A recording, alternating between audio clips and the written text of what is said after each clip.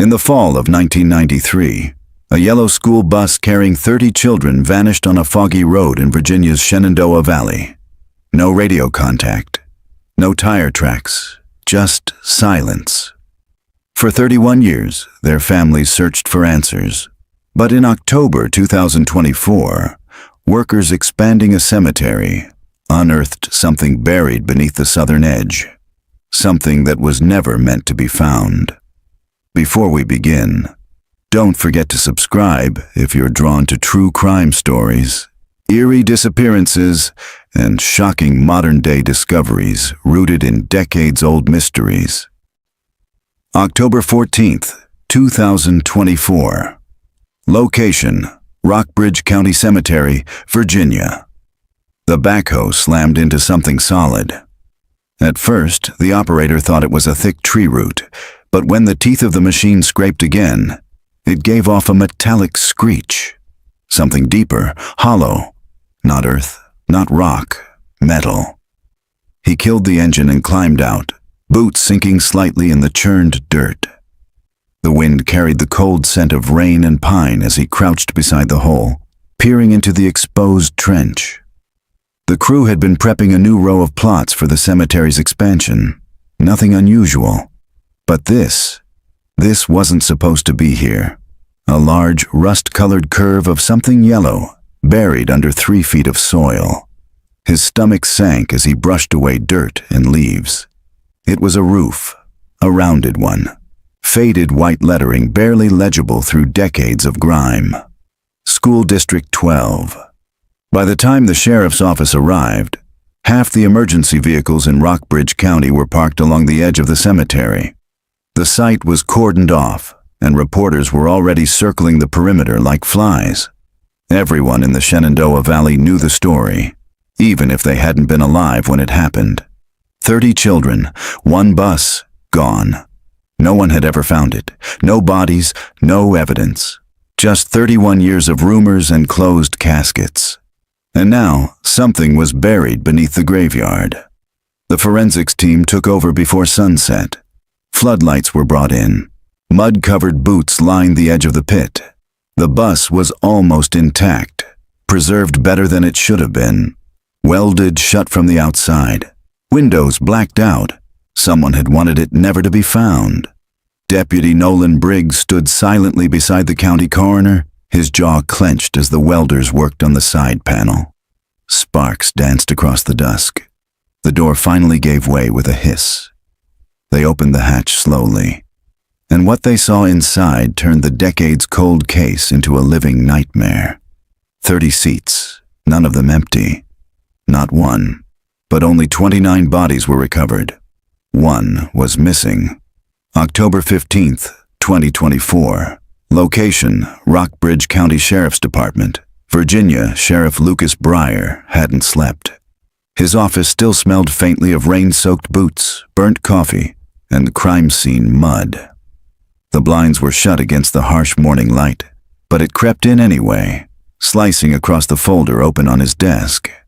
Case number 93-447, Field Trip Disappearance.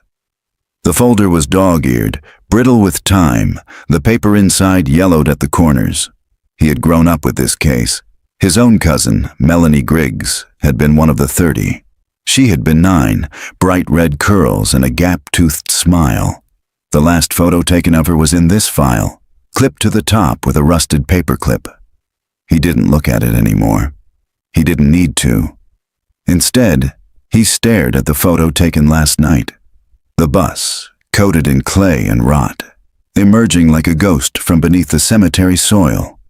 Dozens of floodlights turned it into something almost theatrical, macabre and sacred all at once. They had counted 29 skeletons, buckled into seats, every one of them dressed in the same tattered remnants of the 1993 Stone Hollow Elementary field trip uniform. Red sweatshirts with white stripes on the sleeves. Faded, shrunken with time, but unmistakable.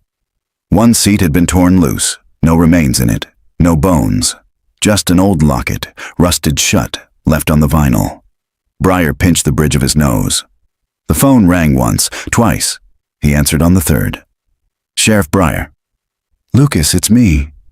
The voice on the other end was dry, tense. It's Dr. Keene. We've started processing the remains. Go on.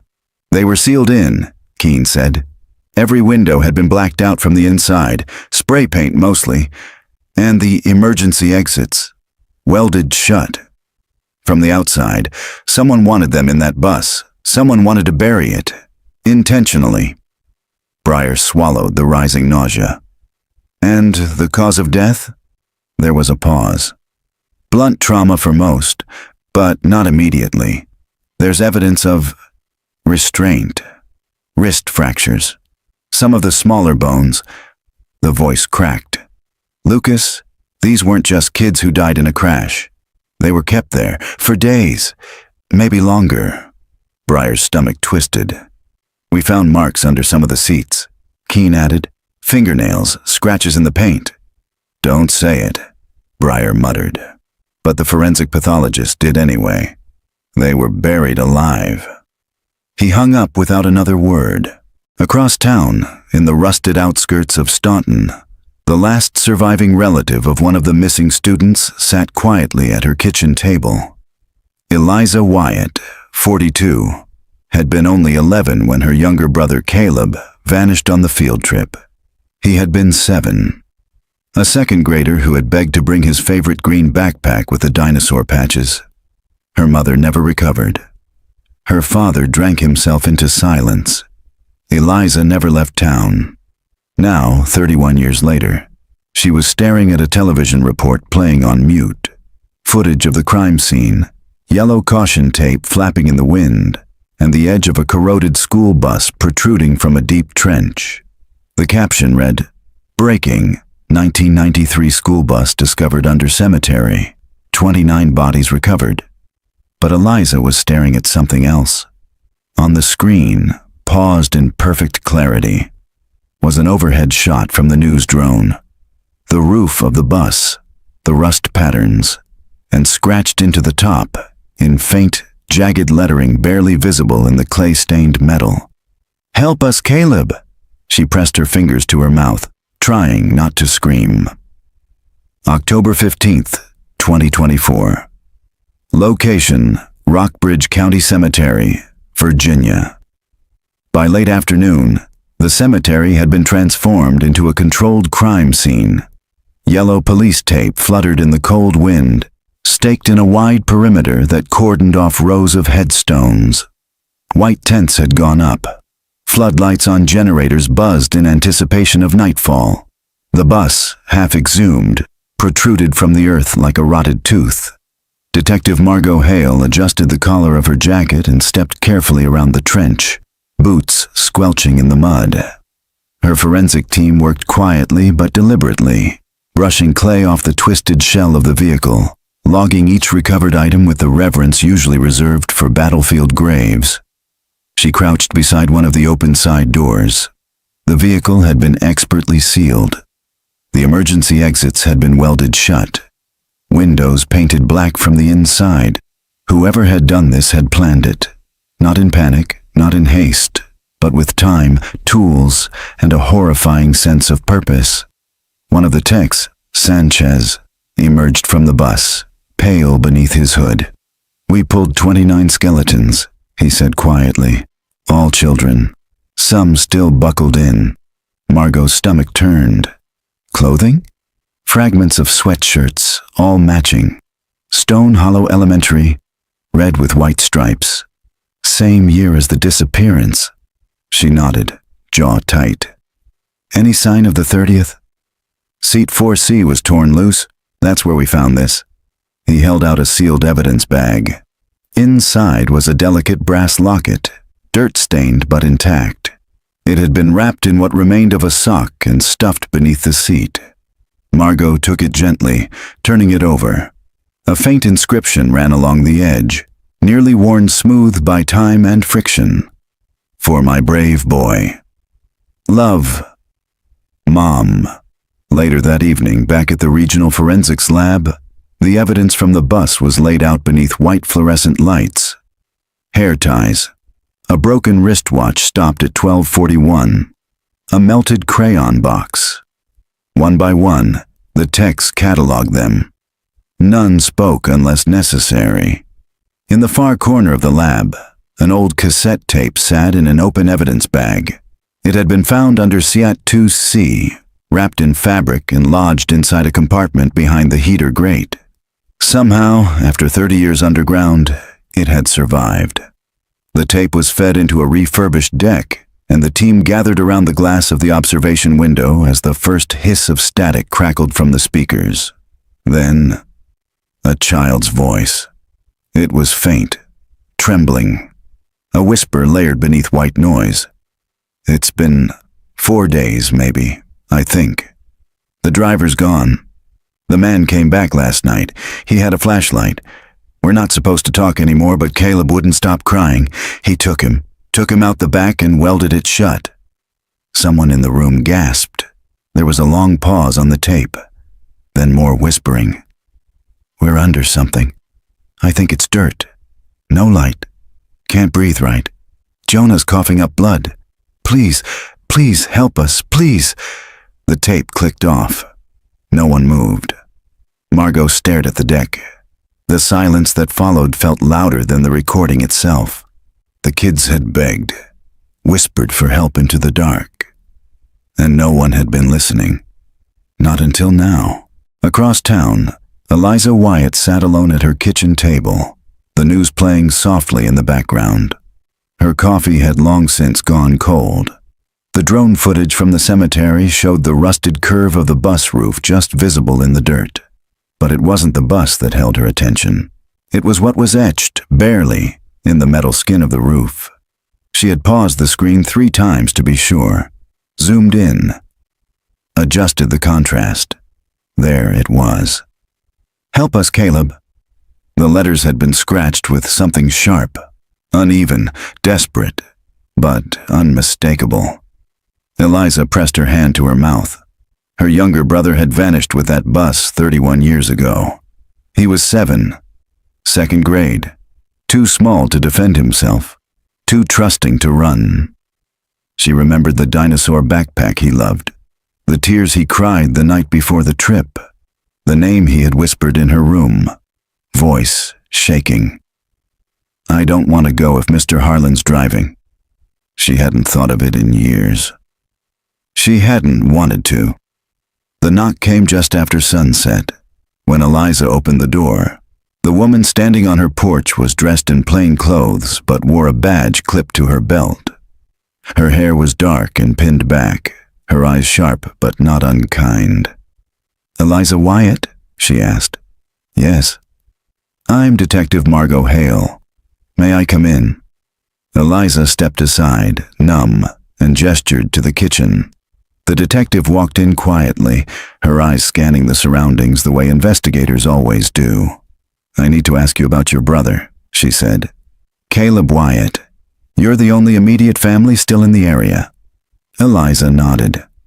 Her voice felt like sandpaper. "I saw the drone footage. I saw his name." "That was real," Hale confirmed. "We also found a cassette tape, one of the voices on it. Well, we're running it through archives, but we think it might be Caleb." Eliza sat down, her legs no longer steady. "He was 7. I don't know if he even knew how to use a tape recorder." "Someone helped him," Margot said, "or at least hid it where it wouldn't be found." They sat in silence a moment longer. Then Eliza said the name she hadn't said aloud in over 3 decades. "Dale Harlan." Hale tilted her head. "Eliza, who is that?" "He was a substitute driver, sometimes helped the school on field trips. Quiet, always around, even when he didn't have to be. The night before the trip, Caleb said he was scared because Harlan was going to drive the bus. He cried, didn't want to go. I told him to sleep. I told him it'd be fine." She wiped her eyes. "I never told anyone that." The detective didn't respond right away. Then she stood slowly. "Eliza, I need you to write that name down. We'll start there." By the time Hale returned to the sheriff's department, night had settled over Rockbridge County. The bus was still in the ground, illuminated by white light, half unearthed like a warning. She walked back to the mobile command post and wrote a single name across the center of the whiteboard: Dale Harlan. Then, underneath it, in red, "Still at large?" She stared at it for a long time, the hum of the floodlights vibrating in her chest. 29 children had died in that bus. One had disappeared. And now, someone out there, someone alive, had buried it beneath a cemetery. She didn't know how yet, but she intended to find out. October 16th, 2024. Location: Rockbridge County Sheriff's Department, Virginia. The station conference room was quiet, save for the soft hum of the projector fan and the occasional shuffle of papers. Sheriff Lucas Breyer stood at the front of the room, his sleeves rolled, eyes bloodshot, pointing toward a grainy image frozen on the projection screen. It showed a man in his late 20s, lanky build, pale eyes, and a tightly clenched jaw. Dale Harlan. The photo was pulled from a 1993 staff directory at Stone Hollow Elementary, found deep in the town archives.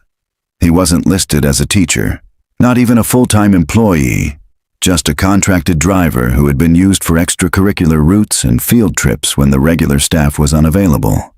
No social media, no digital footprint, not even a valid license in the DMV system after 2004. It was like he'd vanished. Breyer turned to his team. "We now have credible testimony linking Harlan to the bus the morning it disappeared. The sister of Caleb Wyatt, one of the still missing children, remembers her brother crying about him the night before the trip. Detective Hale confirmed it yesterday." A low murmur of voices passed between the officers seated around the table. Detective Hale stood beside the projector, flipping to the next slide. It was a scanned maintenance form, dated October 20th, 1993, 5 days after the children vanished. "This came from the old district storage building," she said. "It shows that Harlan reported a flat tire on a district bus 5 days after the disappearance. The same bus was supposedly off the books. This form shouldn't exist, and no one knows who signed off on it." She paused.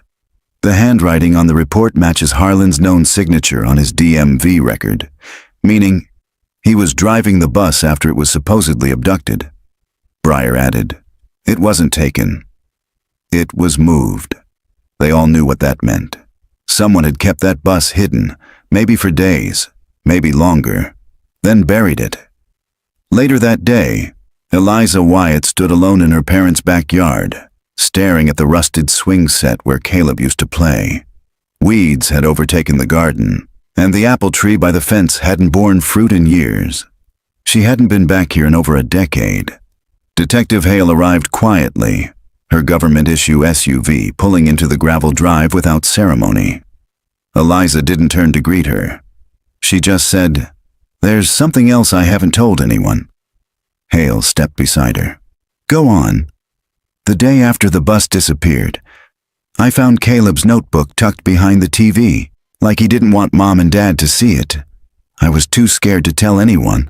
I hid it in a box under my bed. It's still there." Minutes later, they sat on the floor of Eliza's childhood bedroom, the mattress stripped bare, the air thick with dust and old grief. She reached beneath the box springs and pulled out a battered tin lunchbox. Inside was a spiral-bound notebook with a torn cover. The name Caleb W. was written in crayon on the first page. Hale opened it gently. Near the back, wedged between drawings of dinosaurs and stick figures, was a page written in shaky, oversized lettering. "Mr. H watches us when he's not driving. He sits in his truck. He talks to someone on a walkie-talkie. I saw him give candy to Mason when Mason was alone. I didn't take any. I pretended I was asleep. He smells like burnt wires."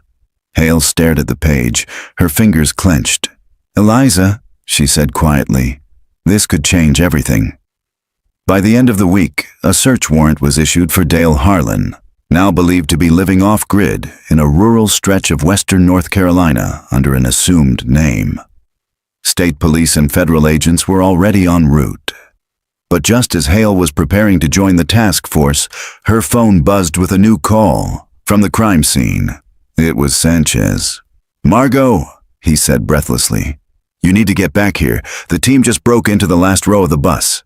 "What did you find?" There was a pause. "You're not going to believe this. There's something behind the rear wall, a false panel. We almost missed it. There's a second compartment." Hale's pulse spiked.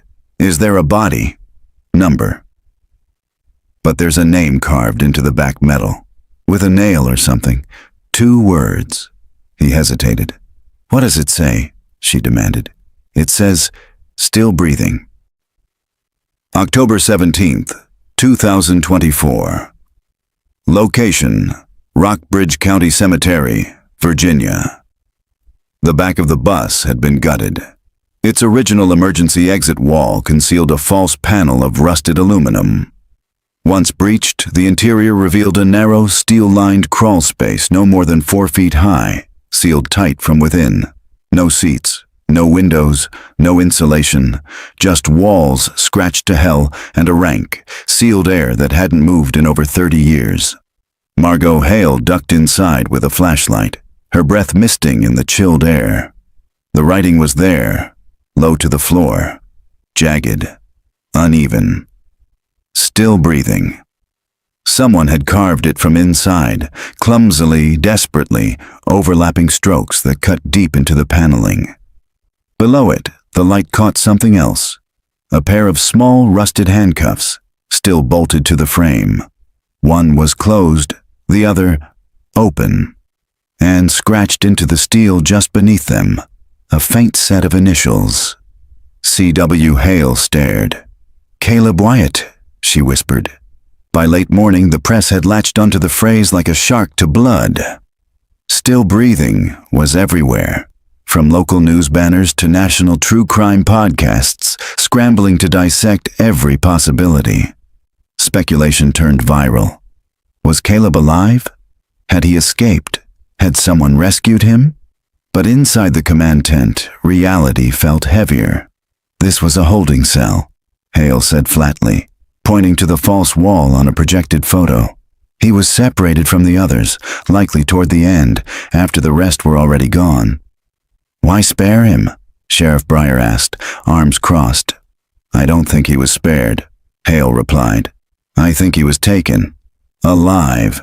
One of the deputies, a young analyst named Rowley, stepped forward with a fresh printout. "We just finished the thermal scan and LiDAR mapping of the surrounding soil layers. There's something else buried back there, about 20 feet southwest of the bus, long rectangular shape, consistent with a shipping container." Breyer blinked. "Underground?" "Yeah, 8 feet down, not listed on any records." Hale didn't hesitate. "Dig it." By afternoon, a second dig had begun, carefully excavating toward the anomaly. Dirt was moved inch by inch to preserve potential evidence. A perimeter was secured tighter than before. Hale stood near the trench's edge, watching silently as the backhoe operator carefully peeled back the last layers of soil. Then the edge of something metallic broke the surface. It wasn't a bus. It was a shipping container. Gray, sealed, padlocked. For a moment, no one spoke. Then Hale descended into the pit herself, knees hitting the packed soil as she moved toward the door. The lock was rusted but intact. She gestured to Sanchez, who moved in with bolt cutters. The padlock snapped. As the container creaked open, a wave of damp, stale air escaped. A mixture of mildew, dust, and something else. Something older. Something wrong. The flashlight beam swept across the interior. The floor was layered with matted blankets. Rat droppings. A few broken toys, none newer than 1993. A child's shoe lay on its side, molded and collapsed from time, and on the far wall, in a corner scratched with gouge marks, was a name. Not carved this time. Drawn. In faded, smeared ink. Caleb. That evening back in Staunton, Eliza Wyatt sat on her couch with the notebook in her lap. She hadn't let go of it since turning it over to Hale. Not completely.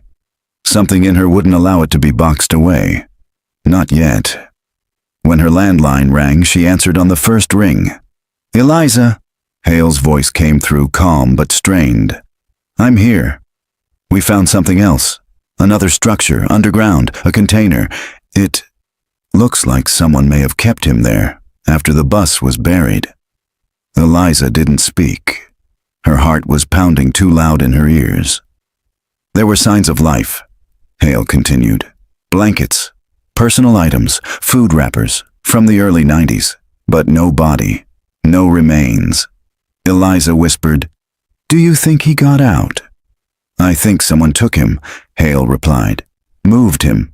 Maybe weeks later, maybe years. But there's something else. Something we haven't told the media yet." She paused. "Eliza, there were recent footprints outside the site." Eliza stood up, her voice cracking. "You mean recently?" "Yes, at the cemetery. Someone's been going there, possibly even checking on the site. We're reviewing surveillance now, but if Caleb survived, someone didn't want us to know." Eliza felt her knees give. She sank to the floor, notebook in hand, and for the first time since she was 11 years old, she felt something flicker. Hope. October 18th, 2024. Location: Shenandoah County, Virginia. Archive Annex, closed records room. Detective Margot Hale stood under flickering fluorescent lights, deep in the basement of a building that no longer had a name on the door. The old county records annex smelled like mold and heat tape, lined floor to ceiling with faded gray file drawers, each filled with forgotten paper. The clerk had led her down here after the computer systems offered nothing. No digital trail. Just one note in the margin of an old payroll ledger that read, "Harlan, Dale, adjunct driver, restricted clearance, contracted 1992 to 1993.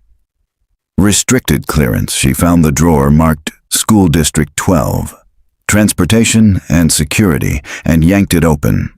The files inside were damp, some curled with mildew. But halfway back she found one thick manila envelope, stamped with a faded red warning. "Confidential. Authorized personnel only reviewed. November 1993. Sealed December 1995. Her gloves were already on. She slid the envelope free, took it to the metal table beneath the humming light, and opened it. Inside were photocopies of incident reports, all unfiled, all unofficial, all bearing the same name in the subject field, Dale Edwin Harlan. There were complaints, 5 of them, from staff, 2 from parents, 1 anonymous from a student's older sibling. The oldest was dated March 17th, 1993. "Mr. Harlan has been seen sitting in his parked vehicle for hours after his routes are complete. Students report he sometimes shows up early, circling the school. He claims he's watching traffic, but he's been seen speaking to kids through the fence." One parent reported that her daughter refused to ride the bus anymore after Harlan substituted on Route 7. She said he smelled like metal and smoke, and whispered to himself while driving. But every report ended the same way. No further action taken. Contract temporary. Issue closed. No one had done anything. Hale's hands curled into fists. She gathered the file, scanned the pages, and slid them into her satchel.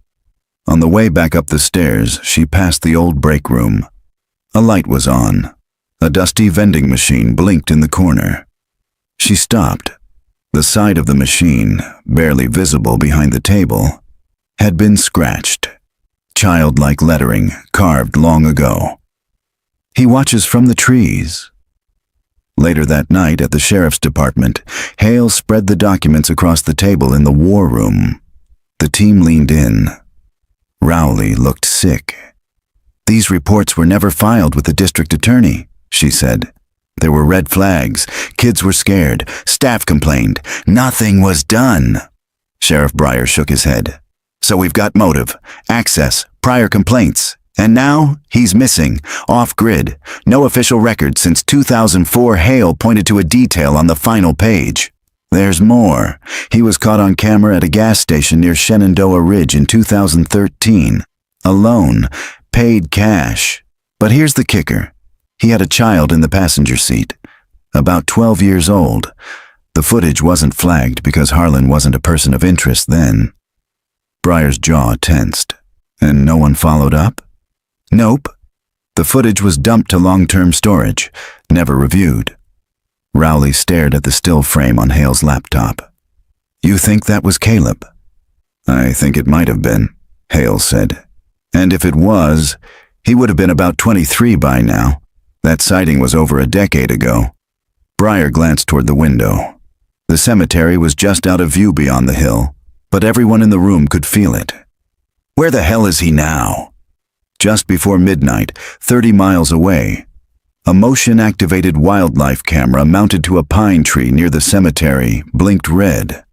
It had been hidden in the woods behind the perimeter, placed after the discovery of fresh footprints near the trench. A cheap hunting model, barely functioning, but it snapped 3 images in quick succession. Frame 1, the edge of the tree line, blurred shadow. Frame 2, a figure, hooded, watching the crime scene. Frame 3, the figure vanishing into the dark, head turned slightly toward the camera, the face partially visible. In the image, the eyes are wide, unblinking, and they look exactly like the boy in the photograph pinned to the old case file. Caleb Wyatt, age 7. October 19th, 2024. Location, Rockbridge County Sheriff's Department, Virginia. The photo was grainy, taken under moonlight and infrared. But when Hale zoomed in on the 3rd frame, the resemblance was undeniable. The same almond-shaped eyes, the slight dimple in the chin.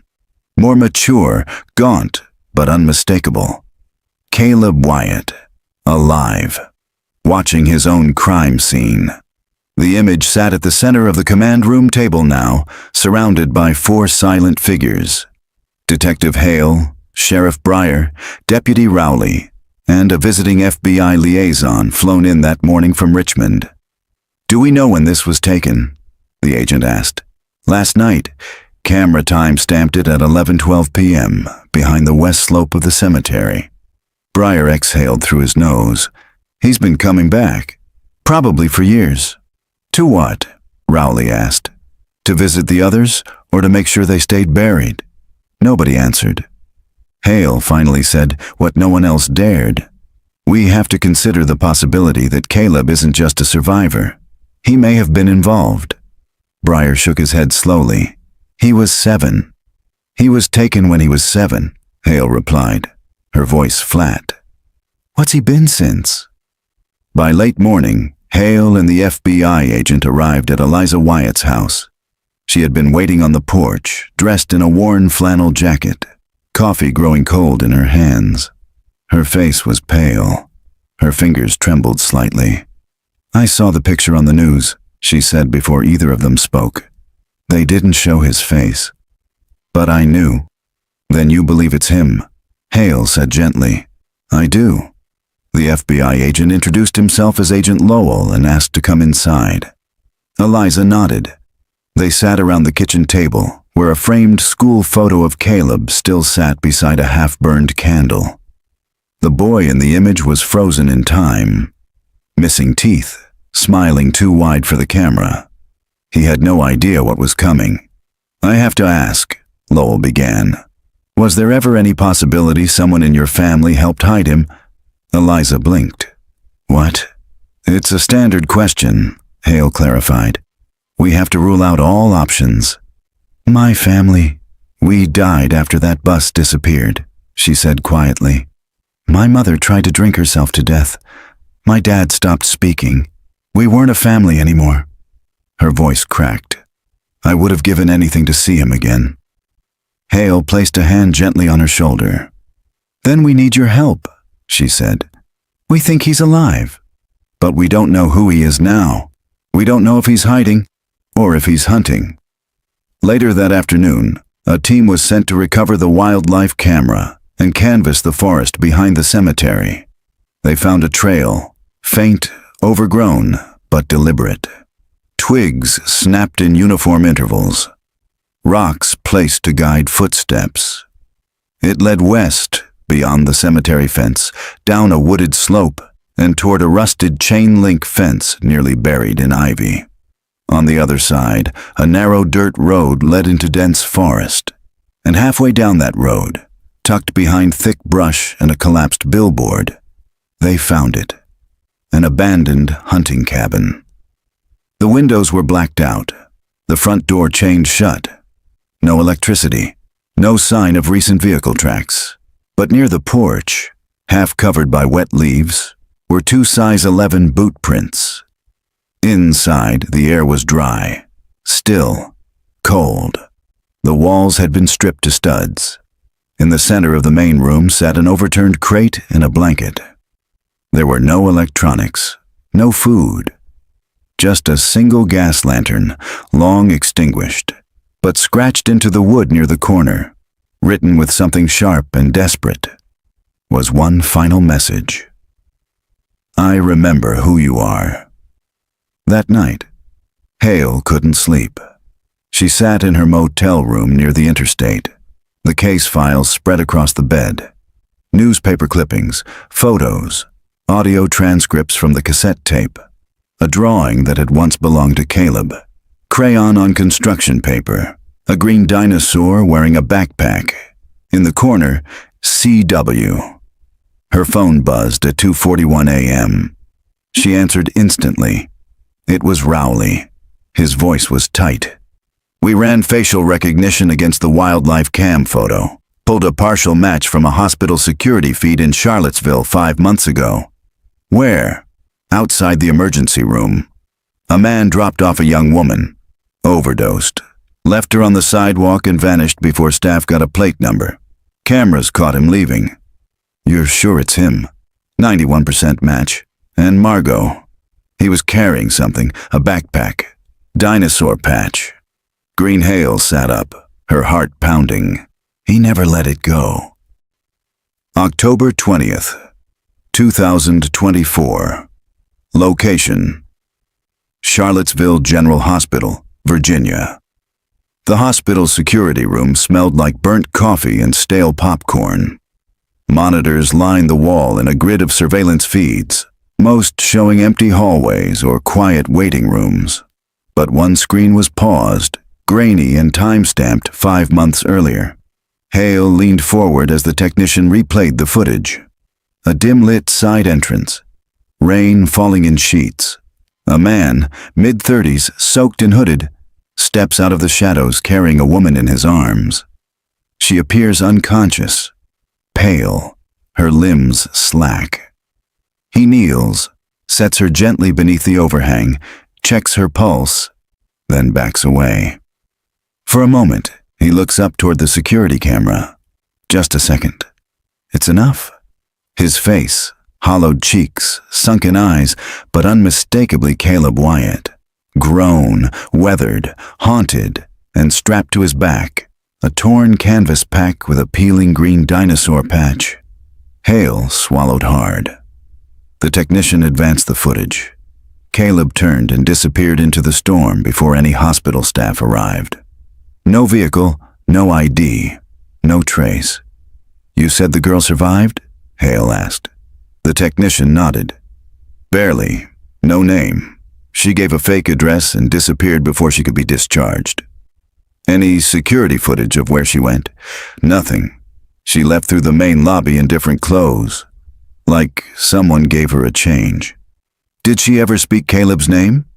The technician hesitated, then tapped a keyboard. A short audio file played, recorded during triage. A nurse's voice. Sweetie, what's your name? The girl, barely conscious, whispering, He told me to call him 9. Back at the sheriff's department later that morning, Hale stood at the incident board, drawing a new line in red between two faces. Young Caleb Wyatt, age 7, and the adult figure from the wildlife cam and hospital footage. Beside them, a third blank space. A silhouette. The girl. Agent Lowell stepped in, holding a folder. We ran the prints from the hunting cabin.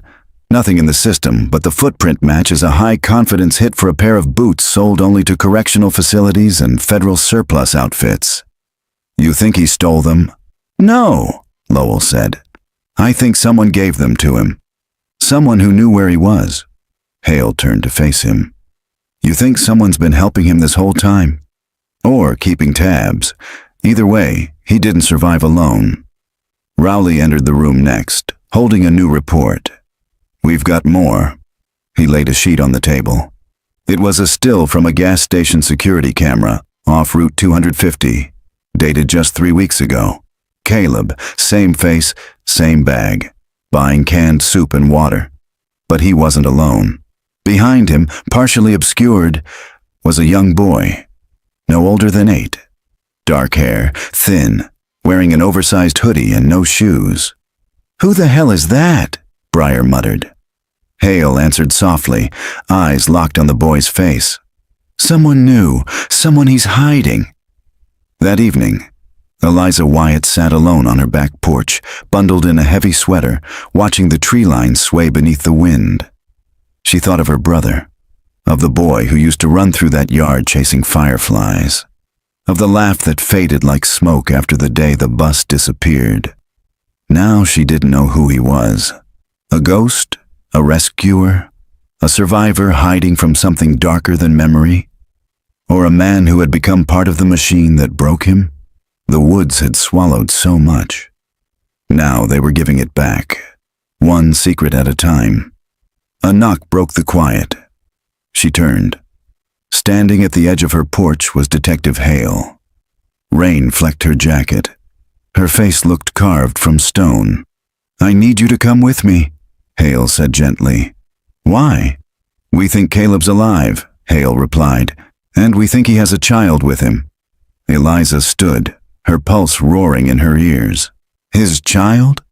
We don't know yet, Hale said, but we believe he's been protecting this kid, moving him between shelters, off-grid hideouts, maybe even the way he wished someone had done for him. Eliza's voice caught. Do you think he's still in Virginia? Hale nodded. We've narrowed it to a 10-mile radius. That night, Caleb Wyatt stood deep in the forest beneath a veil of branches and fog, flashlight off, breathing through the damp silence. Beside him, a child held his hand. Small, silent. The boy's eyes were wide as they stared through a break in the trees toward the cemetery lights flickering beyond the hill. Flashlights, voices, the cold buzz of radio chatter. Caleb pulled the boy closer. They're getting too close, he whispered. The boy said nothing. Tomorrow, Caleb said. We move again. He looked down at the pack on the boy's shoulders. His old one. The green dinosaur patch barely clung to the fabric. October 21st, 2024. Location: Shenandoah Valley, Virginia. Northern Ridge Sector dawn. Broke with a pale, colorless sky as agents deployed into the foothills west of the cemetery. The search radius had narrowed overnight after thermal drones picked up 2 heat signatures just beyond the power line corridor. No roads, no structures, only dense timber and rock. The coordinates matched a part of the forest that had burned in a 2002 wildfire. The area had never been rebuilt. Detective Hale stood beside the mobile command vehicle, arms folded tightly against the cold. Her eyes were fixed on the screen mounted to the side of the van, which showed the faint heat trail, a residual signature of 2 bodies traveling east through the trees, just before 3 a.m. They were moving. Again. A team of 6 agents, including Hale, geared up and moved out on foot, radios clipped to their shoulders, boots crunching through frost-covered leaves. The forest swallowed them quickly. Bird song and wind replaced the hum of vehicles. The deeper they pushed, the quieter it became. 20 minutes in, they found the first sign. A makeshift lean-to constructed of pine branches and tarp, recently abandoned. Inside, the dirt was still warm. A half-eaten protein bar lay near the edge of a bedroll. Under it, a crumpled child's drawing in charcoal on scrap cardboard. A boy holding hands with a taller figure, a sun overhead. And beside them, in stick figure writing, "Me plus him, not going back." Hale pocketed it and signaled the others forward.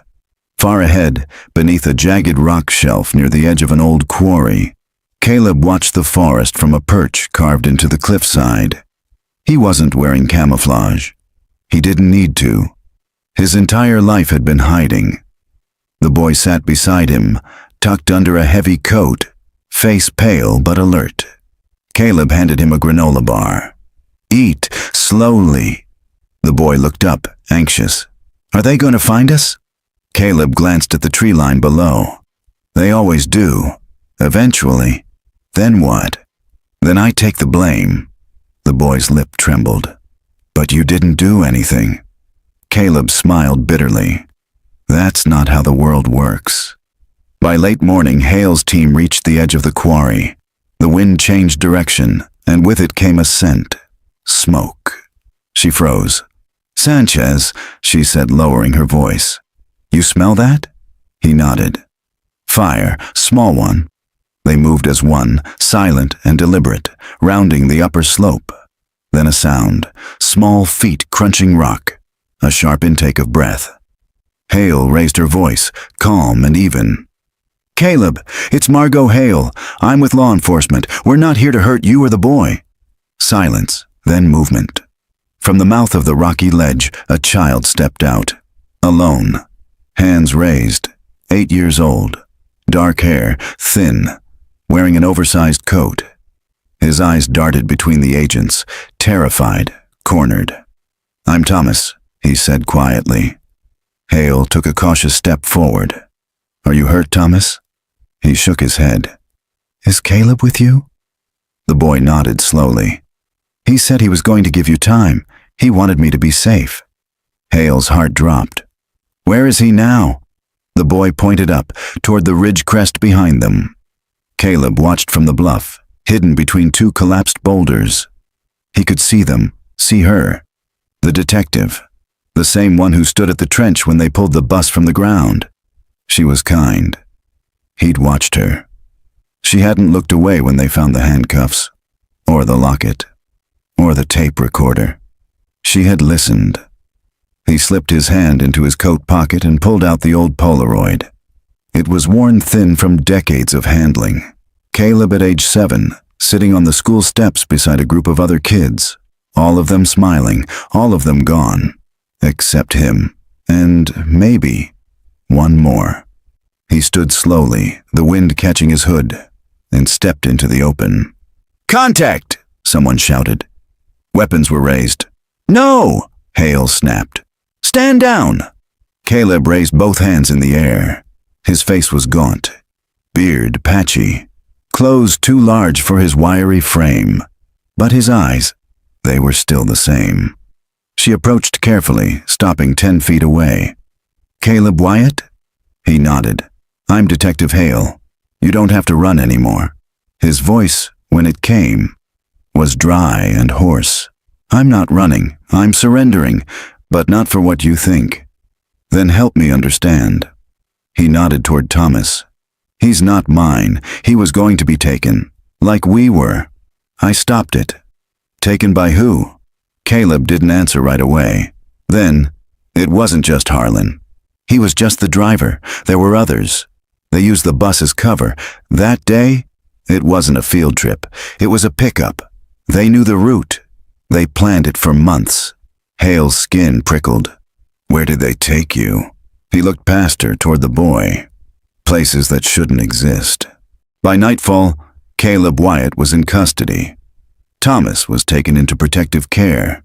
And for the first time in 31 years, the last survivor of the Stone Hollow Elementary bus case sat under federal guard, alive, lucid, and ready to talk.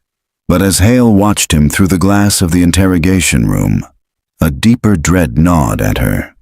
Because if Caleb was telling the truth, then someone else, someone far more powerful than Dale Harlan, had orchestrated it all. And they were still out there. October 22nd, 2024. Location, Federal Detention Facility, Richmond, Virginia. The room was cold, deliberately so. Caleb Wyatt sat beneath flickering fluorescent lights, his hands resting on the steel table, palms up. Calm, exposed. His cuffs had been removed. The room had no clock, no windows, just a camera blinking red in the corner and a manila folder in front of him, untouched. Across the table, Detective Margot Hale sat with a legal pad and a worn pencil. She hadn't brought a laptop. She didn't want this recorded in bits and bytes. She wanted it in her hands, in her handwriting. Caleb spoke first. There was never a detour. Hale blinked. Excuse me? The day we disappeared. The driver didn't miss the turn. He was told to keep going. He had directions. They gave him a two-way radio and told him where to take us. Who's they? Caleb. He exhaled slowly. Adults. Different ones. I don't know all their names. Some wore maintenance uniforms. One man had a janitor's key ring clipped to his belt. They called each other by numbers, not names. I remember 6 and 12. They gave Mr. Harlan a key to the access road. Hale felt a chill move through her. The access road where the bus was buried? Caleb nodded. They were already digging when we got there. They had lights, concrete, welding gear. Like they'd done it before, she leaned in, voice low. Did you know them from school? From town? No, they weren't from here, but some of the teachers, I think they knew, or at least suspected. One of them tried to stop it. She didn't show up that day. She quit the next week. They called her a hysteric and sent her away. Do you know her name? I just remember her as Miss Ashby. She was young, brown hair. She cried when we did spelling drills. Hale jotted the name down. She'd have someone track it immediately. Why you, Caleb? Why the bus? I don't know, he said. We were just convenient. A rural school. One working camera. No guards. No cell service. They made it look like a disappearance, but it was a handoff. Hale hesitated. You said earlier that someone else was behind this. Not Harlan. Not the locals. Who? Caleb's eyes darkened. They called it the Orchard. What is that? I don't know exactly, but I saw a map once, after we were split up. There were other sites, other dates. They were organized, like they'd done this in different states. He paused, voice hollow. We weren't the first bus. That afternoon, Eliza Wyatt was escorted into a private room at the facility. She had requested the meeting. Hale warned her not to expect answers, at least not the ones she wanted. But Eliza didn't care. She just wanted to see him. The door opened, and Caleb entered, hands unclasped, escorted by 2 marshals. They left without a word, leaving the siblings alone. Eliza stood. He didn't recognize her at first. Then, her eyes, her hands. Eliza, he whispered. She nodded, swallowing her grief. You still bite your lip when you're nervous, she said softly. He smiled, barely. She walked toward him and embraced him. His frame was thin, shoulders rigid, like he hadn't been held in years. Maybe he hadn't. When she stepped back, her voice cracked. Why didn't you come home? I didn't know how, he whispered. I wasn't the same, and I didn't want you to see what they made me into. You're still my brother. No, I'm what they left behind. That night, in a separate federal building, Agent Lowell briefed a team of DOJ investigators. Hale was there. So wore Sheriff Breyer. On the board behind them was a single phrase in red. Project Orchard, 1991 to question mark. Caleb's statement had opened a Pandora's box. Mentions of other pickups, unexplained disappearances near rest stops, daycares, juvenile shelters, locations where children vanished under the guise of bureaucracy, natural disaster, or accident. Most of them had never been linked, until now. Lowell pointed to a 1991 case in Kentucky. Then a 1995 disappearance of 2 vans full of foster kids en route to a group home. Then again in Colorado, 1999. All poorly documented, all unsolved, all involving transit, all vanished during transport. They used public systems, Lowell said. Buses, shuttles, field trips, things no one watched closely. Everything they did was designed to look like failure. Who ran it? Breyer asked. Lowell's expression was grim. We don't know yet, but it wasn't just criminals. This was coordinated, covered. Someone at the top signed off. Hale stared at the board. How many kids, Agent? Lowell looked down. Dozens, maybe hundreds. Back in his cell, Caleb sat on the cot, holding the old dinosaur backpack. It had been returned to him after evidence review. He kept it like a relic, the only thing that had survived with him. Inside it was the Polaroid, the one of the school steps, the smiling kids. He traced each face with his finger, whispered their names, everyone he could remember, and when he got to the last spot, the empty space where he used to be, he whispered, I came back. October 23rd, 2024. Location, Shenandoah. Regional Library, Archives Division. Detective Margot Hale sat cross-legged on the floor, surrounded by boxes of microfilm and dust-choked ledgers, lit only by the warm flicker of an ancient desk lamp. She had returned to the place where the earliest school district records were held. Not digital, not indexed. Just paper, forgotten, hidden in plain sight. She wasn't looking for Caleb anymore. She was looking for Project Orchard.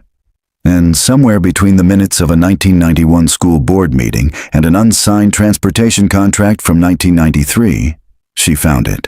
A one-page agreement tucked between bus maintenance logs. Temporary transport reassignment, all routing subject to adjustment based on Orchard clearance. Authorized by S. Devereaux, Regional Logistics Consultant. Effective dates, September 20th, 1993. October 15th, 1993. Number of riders, 30. Special handling, yes disposal method. To be determined. There were no school names, no logos, no signatures that matched public records. It didn't belong in the file. It shouldn't have existed at all. Later that morning, Hale brought the document to Agent Lowell at the Federal Task Force office. He read it 3 times in silence, mouth tightening at the final line. TBD, he muttered. Disposal. Like they were cargo, Hale said coldly. Not children. Lowell picked up a different folder and laid it beside hers. It was a compiled witness report from a 1995 disappearance in Colorado. 12 kids vanished from a temporary foster facility during a reassignment to another group home. Guess who had signed the transport order? S. Devereaux. Same title, same phrasing, and same effective window, only 1 week long. Same abbreviation, ORCH-CLE. Lowell leaned back in his chair, eyes narrowed. This wasn't trafficking in the traditional sense. This was administrative, paper-made, orchestrated through legal systems. Hale stared at the map of overlapping transport disappearances pinned to the back wall. They hid it in routine. Meanwhile, back at the Richmond facility, Caleb sat in the interrogation room with a sketch pad. He hadn't asked for a lawyer, just pencils and silence. He drew bus windows, lock panels, a cassette tape, a child's eyes, a woman's gloved hands. Each image was clinical, perfect, as if branded into him. Then he drew the orchard. Rows and rows of skeletal trees, twisted and bare, stretching into the fog. A dark figure stood at the edge of the rows, a man in a suit, faceless, holding a clipboard. In the corner of the page, Caleb wrote, "They took us to pick what they could use. Then they burned the trees." That evening, Eliza Wyatt was escorted into the facility again. This time not to see Caleb, but to speak with Thomas. The boy sat quietly at a small table, knees pulled to his chest. He'd refused therapy, refused meals from anyone in uniform. But when Eliza walked in, he lifted his head. "I know you," he said. "You do? You're his sister." She smiled softly. "That's right." He hesitated, then whispered, "He told me you used to braid his hair when he was scared." Eliza nearly broke. "He said you were the only one who never lied to him." She knelt beside him, steadying her voice. "Did he ever tell you what they did to him?" Thomas nodded. "He said they made him forget his name for a long time. Made him watch tapes, made him pretend to be other kids." Eliza blinked. "What kind of tapes?" "He said they were training kids for places where they couldn't have cameras." Her stomach turned. "Places like what?" Thomas shook his head.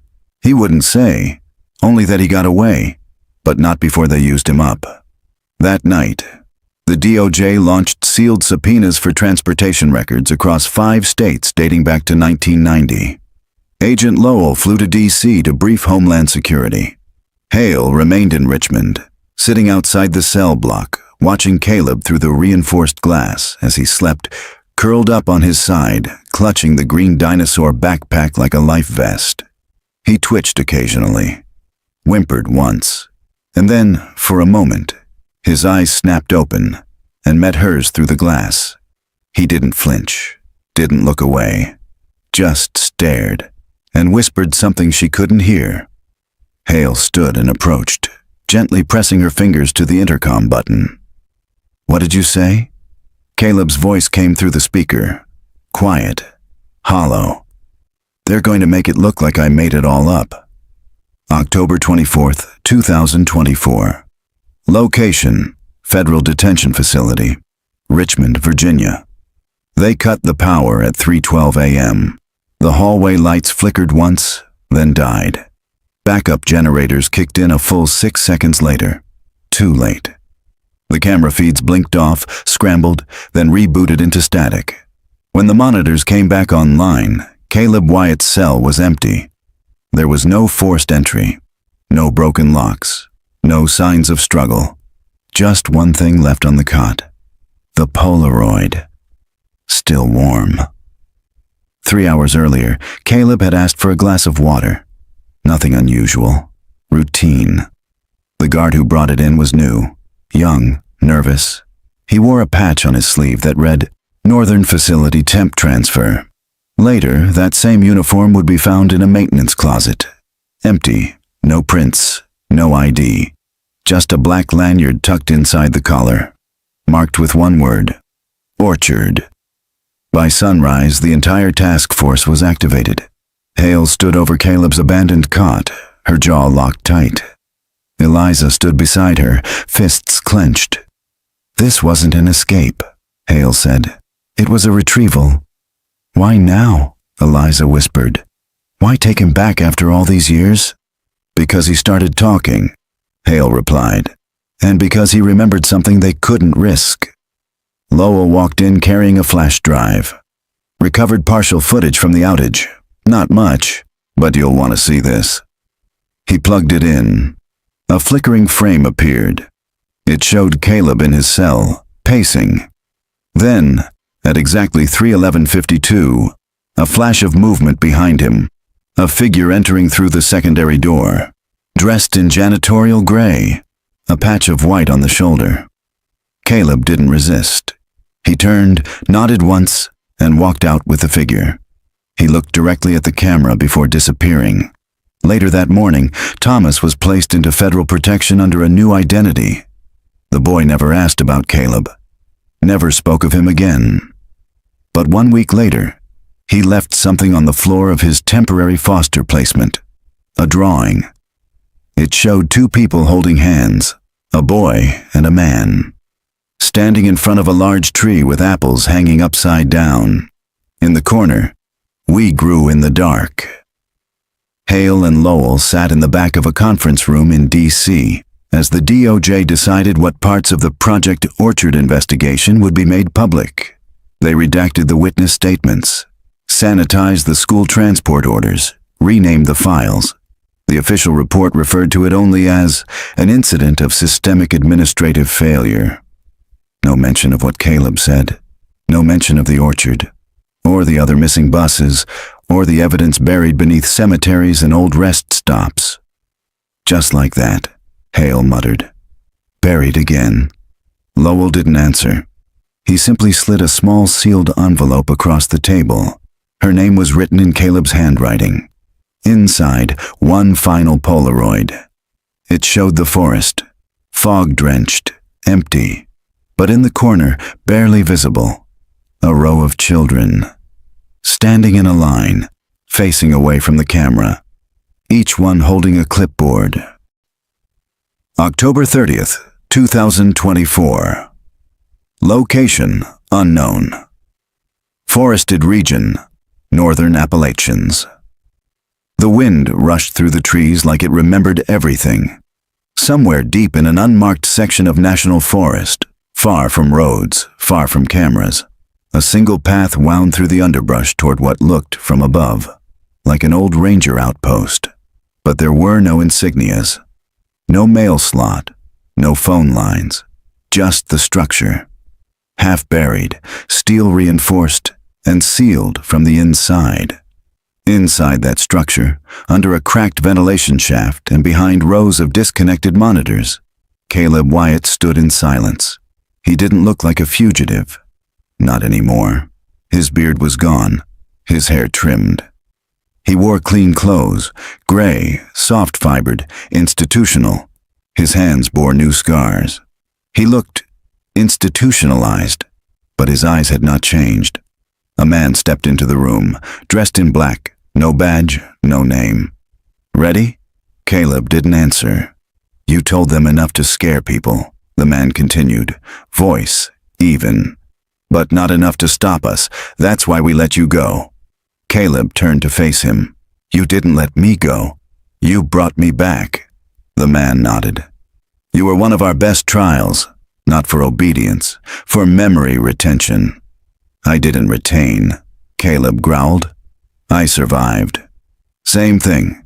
Back in Richmond, Detective Hale was packing up her office.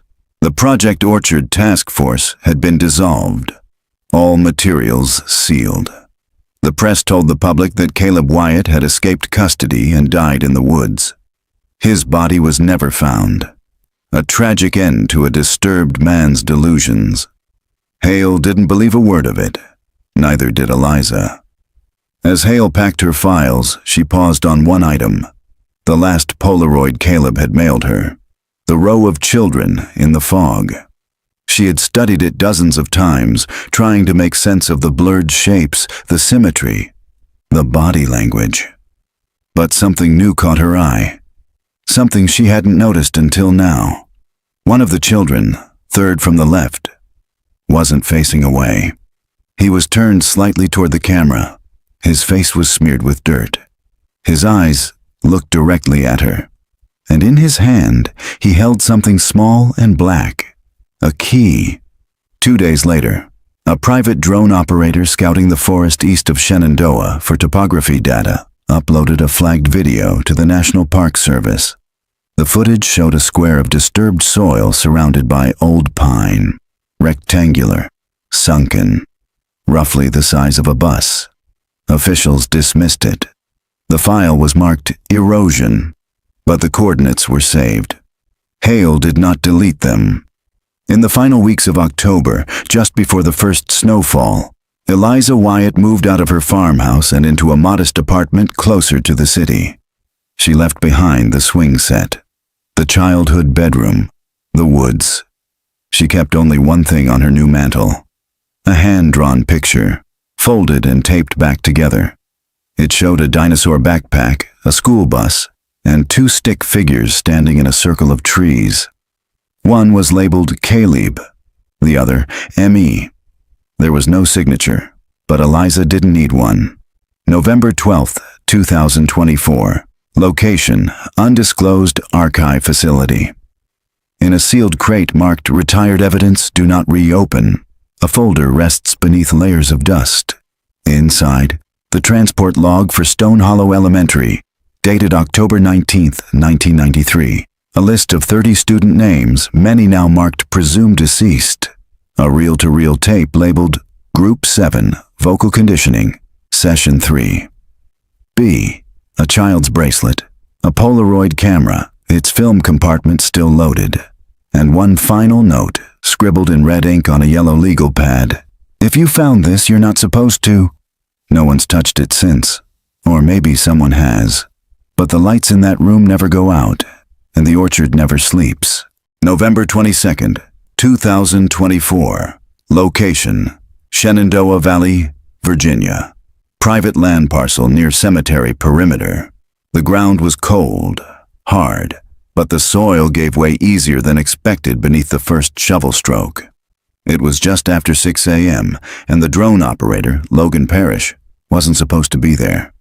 His contract with the state had ended 2 weeks prior, but something about that flagged square of earth wouldn't leave him alone. He'd lied to his wife, told her he was doing a favor for the Parks Department, but really he just needed to see. He worked in silence, wind howling through the trees. The smell of wet pine and iron filled the air as the hole deepened. He hit the edge of something solid just after the 2-foot mark. Wood, not rotten, treated, reinforced. He scraped back the dirt carefully, then saw it. A yellow panel, chipped, faded, curved slightly, and just above it, embossed in rusted white paint. Shenandoah Unified, Unit Number 56. The missing bus. Still sealed, still buried, still here. That night, Logan uploaded the GPS coordinates anonymously to a secure Dropbox linked to an independent investigator. Someone who had once covered the Stone Hollow disappearance as a rookie journalist and never stopped asking questions. They'd know what to do with it. Logan didn't sign his name, but he left a message. You were right. They buried more than a bus. In a quiet apartment outside Richmond, Margot Hale opened the anonymous tip at 2:14 a.m. She didn't call it in, didn't wake anyone. She simply printed the satellite image, circled the coordinates, then reached into her file drawer for the one thing she had never turned over to the DOJ. The drawing from Thomas, a boy and a man, under the upside-down apple tree. She pinned them side by side on the corkboard above her desk, and whispered, "I'm not done."